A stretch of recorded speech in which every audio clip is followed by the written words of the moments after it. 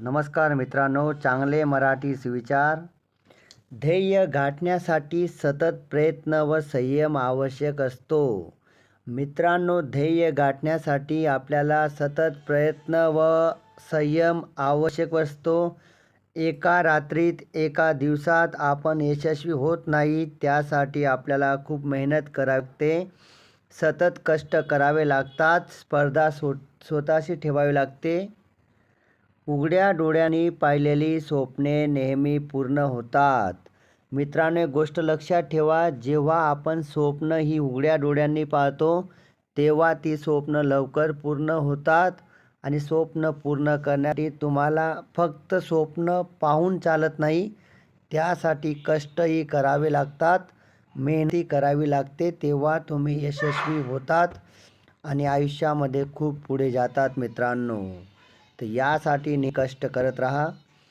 कष्टाच्या वाटेवर चालताना त्रास सहन करणाराच यशस्वी होतो. कष्टाच्या वाटेवर चालताना त्रास सहन करणाराच नेहमी यशस्वी होतो आणि खूप पुढे जातो.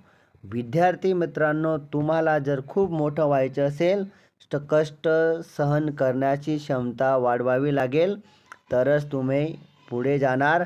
एका पराभवासाठी हार मानायची नाही. पराभव स्वीकारणे हे कमकुवतपणाचे नाही, तर नम्रता व माणुसकी दाखविण्याची उत्तम संधी असते. मित्रांनो, पराभव स्वीकारण्याची सवय असू द्या, त्याला कमकुवतपणा समजू नका.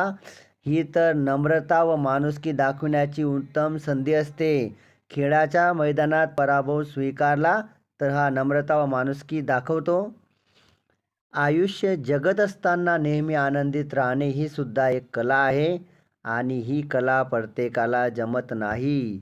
आयुष्य जगत असताना आपण नेहमी आनंदित राहिलं पाहिजे, ही सुद्धा मित्रांनो एक कला आहे आणि कला प्रत्येकाला येत नाही. ही कला शिकावी लागते.